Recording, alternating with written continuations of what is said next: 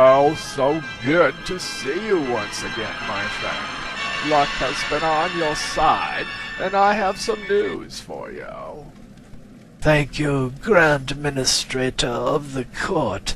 I am quite busy at the moment with my plans to revamp the educational system, but I have been looking forward to our meeting with great anticipation. Dr. Dewey, your exciting plans for the Mars educational system are indeed inspirational, as well as being highly pragmatic. You are a realist, a man filled with the common sense of Thomas Paine himself. Thank you, Grand Administrator. I am humbled by your praise and kind words. You have earned that praise with your exemplary work. Let's get to the goal at hand, Dr. Dewey. I am totally at your beck and call, sir. Let me be honest with you. The Mars Tribunal likes you, Dr. Dewey, but before you can be truly considered for the highly esteemed position of planetary visionary, you must meet certain standards. That is only due diligence. It is only right that the tribunal takes reasonable steps in order to satisfy legal requirements and to closely examine my qualifications. And now we are going to give you our supreme test that will demonstrate your innate affinity for something that we will call unity. Or maybe it is better understood by the term embracing totality. Are you ready, Dr. Dewey? Fire when ready, Grand Administrator of the Court. Question 1. Have you ever had the experience of being caught up by music or dancing so that you became enraptured by it? And had it live and express itself through you so that you as yourself seemed to cease to be during the musical event? Grand Administrator, I love music and I love to dance, but I have never had such a peak experience as you have so described. Question 2. Have you ever been so strongly in love with somebody that you somehow felt that your own self was fading, and that you felt at one with the beloved person? Indeed, sir, I have felt love in many ways. I have felt all of her slings and arrows, but I have never lost the sense of myself. As long as I have been conscious of myself, I have been here, with my feet firmly planted on the ground. Question 3, and our last question for you.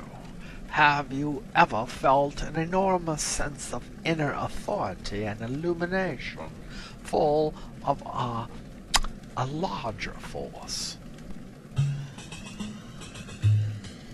Oh, let's see now. Let me think for a moment.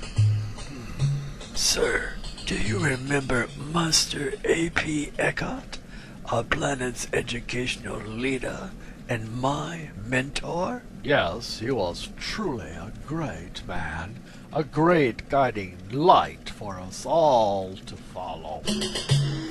That he was, for sure. One day, not so long ago, while I was still his apprentice, Mars was facing an economic and spiritual crisis, a crisis that was, and still is, infecting the future of our planet. Month after month, day after day, the Meister kept repeating to me, "Things aren't like this, it shouldn't be this way." He repeatedly made this declaration as if he had access to some other plane of existence, some other parallel universe where everything was right and that time had somehow gone off its rails, been an unexplained glitch. The Meister had that kind of effect on people. He could make you believe that we, all of us on Mars, were living in perfect harmony on a perfect spacecraft ascending to the stars. He waved his hand over the scene in the office and said this to all of us, but I think his comment was aimed especially at me. There is a time for visions and dreams. That time has passed. The bubble has burst in that respect. The spell is broken. Then he looked right at me and said, Dewey, better get on with it. Make it do with what there is. We have arrived at a new age of pragmatism. You are the most goddamn pragmatic man I know.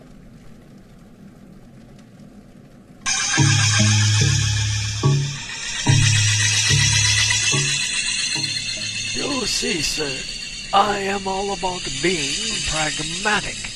If you are determined to keep the educational department heading towards clouds filled with fantasy stars, I am not your man. I am a man of systems and concrete goals that are based in real experience and reality. Dr. Dewey, if we were to hire you, when could you start?